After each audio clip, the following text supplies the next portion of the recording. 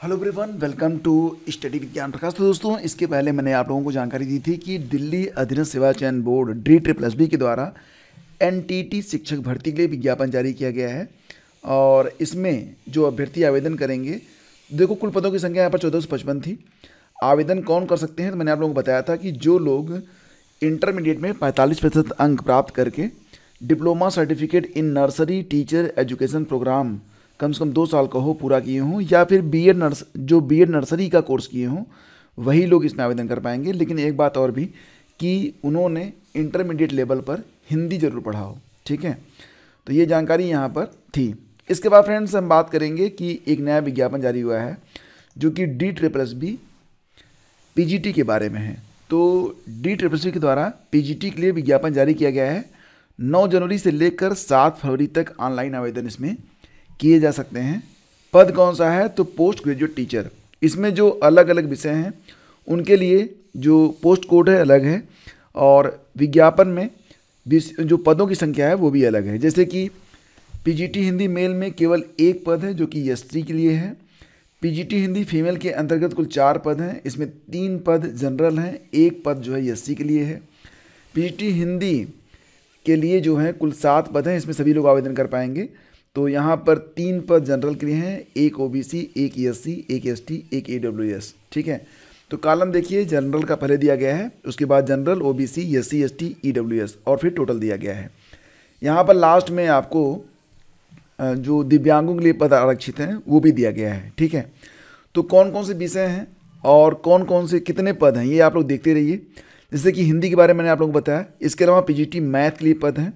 अब मैं हर पद के बारे में बहुत डिटेल में नहीं जाऊंगा, मैं आपको बस बता देता हूं कि कौन कौन से विषय हैं जिनमें आप आवेदन कर सकते हैं। जिस विषय के सापेक्ष आपको आवेदन करना है, तो उस विषय के बारे में आप नोटिफिकेशन में जाकर चेक कर लीजिएगा।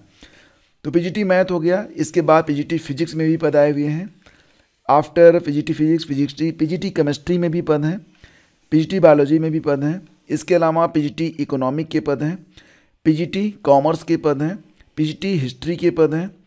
इसके अलावा PGT ज्योग्राफी के पद हैं, PGT पॉलिटिकल साइंस के पद हैं, और इसके बाद सोशियोलॉजी के भी पद हैं। फिजिकल एजुकेशन का भी पोस्ट है इसमें, होम साइंस, और बस यही। तो जनरल के लिए कुल पद यहाँ पर 126 हैं। सभी विषयों को जोड़कर देखा जाए तो जनरल के जो पद हैं उनकी संख्या 126 है। और ऑल ओवर जो नोटिफिकेशन सभी को जोड़ के देखा जाए तो 297 पदों पर ये विज्ञापन जारी हुआ है। तो बाकी डिटेल्स आपको नोटिफिकेशन से मिल जाएगी। रही बात एलिजिबिलिटी के बारे में, तो देखो फ्रेंड्स, यहाँ पर जो एलिजिबिलिटी है उसको ध्यान से समझ लो कि यहाँ पर आपको संबंधित विषय में आपकी मास्टर डिग्री होनी चाहिए, यानी कि आपने PG किया हुआ हो या फिर इसके बराबर कोई एक आपने सर्टिफिकेट प्राप्त किया हो।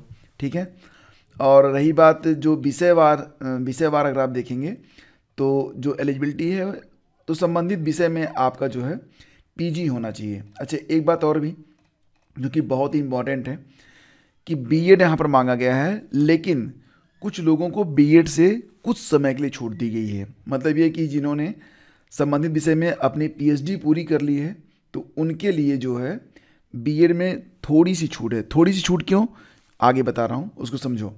देखो यहाँ पर क्या है कि जैसे कि अगर आपने संबंधित विषय में PhD किया हुआ है, या फिर आपका जो है हाई स्कूल, इंटरमीडिएट और डिग्री में, ठीक है, और पोस्ट ग्रेजुएट में अगर आपका फर्स्ट डिवीज़न है, यानी कि ऑल ओवर आप फर्स्ट क्लास पास हुए हैं, तब आपको तुरंत BEd की आवश्यकता नहीं है। लेकिन ज्वाइन करने के 3 साल के अंदर अंदर BEd qualification within a period not exceeding 3 years from the date of his joining the service. मतलब कि ज्वाइन करने के 3 साल के अंदर अंदर आपको अपना BEd कंप्लीट करना होगा।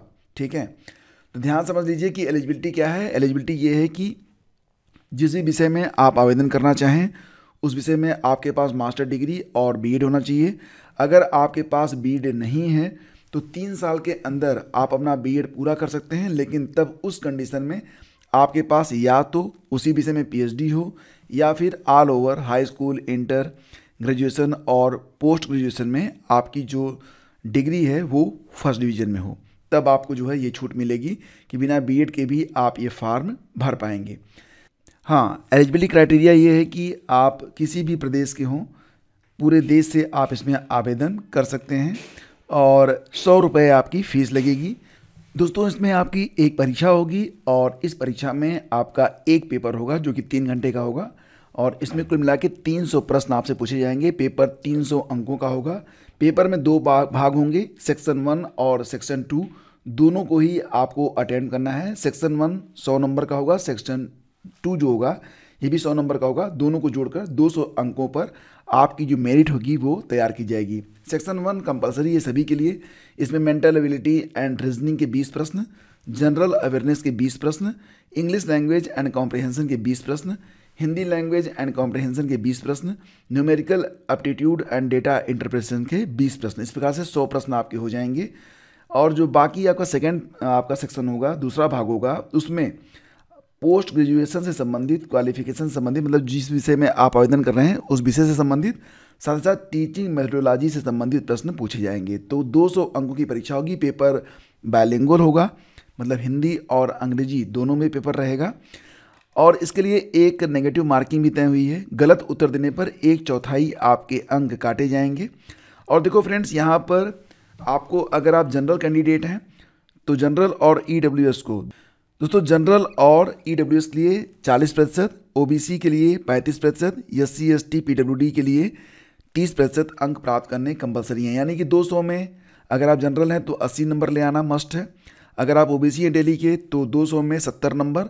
अगर आप एससी एसटी पीएच हैं तो 60 नंबर लाना मस्ट है। ये कट ऑफ आपको क्लियर करना ही पड़ेगा, ये क्वालिफाइंग मार्क हैं। इतना नहीं लाएंगे तो आपकी जो मेरिट होगी वो कंसीडर नहीं की जाएगी। तो इसके अलावा जो रिजर्वेशन का बेनिफिट है फ्रेंड्स, ये उन्हीं को मिलेगा जो दिल्ली के निवासी हैं, ध्यान दीजिएगा। और एज में रिलैक्सेशन भी है, एससी एसटी को 5 साल, ओबीसी को 3 साल, पीडब्ल्यूडी अगर हैं, मतलब दिव्यांग हैं, जनरल ईडब्ल्यूएस तो 10 साल, अगर एससी एसटी हैं तो 15 साल, अगर दिव्यांग हैं ओबीसी के तो 13 साल की छूट भी आपको मिलेगी। बाकी नोटिफिकेशन चेक करके आप आवेदन कर लीजिएगा। किसी पॉइंट पर अगर आपको कोई दिक्कत महसूस हो रही है, कुछ पॉइंट समझ में नहीं आ रहे हैं, तो आप कमेंट कीजिएगा, आंसर मैं आपको जरूर दूंगा। Thank you so much. Please do like and share.